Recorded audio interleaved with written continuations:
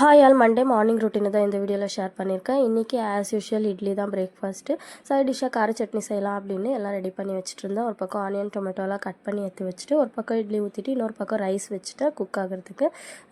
Lunch பாக்ஸ்க்கு என்ன செய்யலான்னா beetroot rice செய்யலாம் அப்படின்னு யோசிச்சுட்டு, ஒரே ஒரு பீட்ரூட் இருந்துச்சு, அதை திருவி தாளிச்சிடலாம் அப்படின்னு அதையும் திருவி வச்சுட்டேன். ஏன்னா ரைஸ் குக் ஆகிறதுக்குள்ளே நம்ம இதெல்லாம் ரெடி பண்ணிட்டோம்னா அப்புறமா தாளிக்க ஈஸியாக இருக்கும். பீட்ரூட் எல்லாம் திருவி வச்சுட்டு சைட் டிஷ்ஷாக வாழைக்காய் வறுத்துடலாம் அப்படின்னு வாழைக்காவையும் சின்ன சின்னதாக கட் பண்ணி வச்சுட்ருந்தேன். பெரிய பையன் இட்லியே எடுத்துகிட்டு போகிறேன்னு சொல்லிட்டான். அதனால சின்னவனுக்கு மட்டும்தான் பீட்ரூட் ரைஸும் பனானா ஃப்ரையும். இதெல்லாம் கட் பண்ணி முடிக்கிறதுக்குள்ளேயே ஒரு பக்கம் இட்லி ரெடி ஆகிடுச்சு. சரி, அதையும் எடுத்து வச்சு அதையும் ஆறட்டும், அதுக்குள்ளேயும் சட்னிக்கு ரெடி பண்ணிடலாம் அப்படின்னு ஒரு பக்கம் எல்லாமே வதக்கினிருந்தேன். முதல்ல காஞ்ச மிளகாய் தனியாக வதக்கி எடுத்துப்பேன்.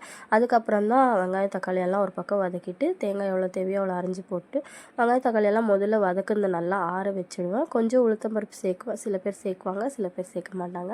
நான் கொஞ்சம் ஒரே ஒரு டேபிள் ஸ்பூன் சேர்த்துருக்கேன். எல்லாமே நல்லா ஆற விட்டுட்டு சட்னி அரைச்சிட்டு அதையும் தாளிச்சிட்டு எடுத்து வச்சுட்டேன். ஒரு பக்கம் பிரேக்ஃபாஸ்ட் வேலை ரெடி ஆகிடுச்சு. பசங்க ரெடி ஆகிட்டாங்கன்னா ஃபஸ்ட்டு பிரேக்ஃபாஸ்ட் கொடுத்துடலாம் அப்படின்னு ரெடி பண்ணிட்டேன். அதுக்குள்ளேயே சாப்பாடும் வெந்துடுச்சு. இந்த பக்கம் சாப்பாடு வடித்து விட்டுட்டு நான் வந்துட்டு சிம்பிளாக தாங்க தாளிப்பேன். நிறைய ஆனியன் டொமேட்டோலாம் போட்டால் பசங்களுக்கு பிடிக்காது.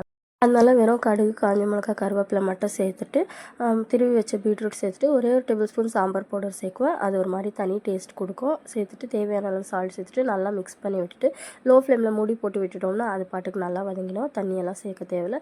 இன்னொரு பக்கம் ஒரு பேன் வச்சுட்டு வாழைக்காய் வறுத்துடலாம் அப்படின்னு கொஞ்சமாக எண்ணெய் சேர்த்துட்டு அதே மாதிரி கடுகு, கருவேப்பிலை மட்டும் சேர்த்துட்டு வாழைக்காய் சேர்த்துட்டு 1/4 டீஸ்பூன் மஞ்சள்தூள், ஒரே ஒரு டேபிள் ஸ்பூன் அளவு மிளகாய்த்தூள், கொஞ்சமாக சால்ட்டு எல்லாமே சேர்த்துட்டு நல்லா மிக்ஸ் பண்ணி விட்டுருங்க. இதுக்கும் நான் தண்ணி சேர்க்க மாட்டேன். அந்த ஆயிலே நல்லா ட்ரை ஃப்ரை மாதிரி ஆகும். பசங்களுக்கு அந்த மாதிரி தான் பிடிக்கும். ஸோ இன்றைக்கி லஞ்ச் மெனியூ இதுதான். பீட்ரூட் ரைஸும் பனானா ஃப்ரையும் செஞ்சுட்டு எல்லாமே டேபிளில் முதல்ல வச்சு ஆற வச்சுடுவேன். ஆற வச்சுட்டு தான் நான் லஞ்ச் பாக்ஸுக்கு பேக் பண்ணுவேன். பசங்க கேட்ட மாதிரி அவனுக்கு பீட்ரூட் ரைஸும் பனானா ஃப்ரையும் சைட் டிஷ் பாக்ஸில் போட்டு பேக் பண்ணி வச்சாச்சு.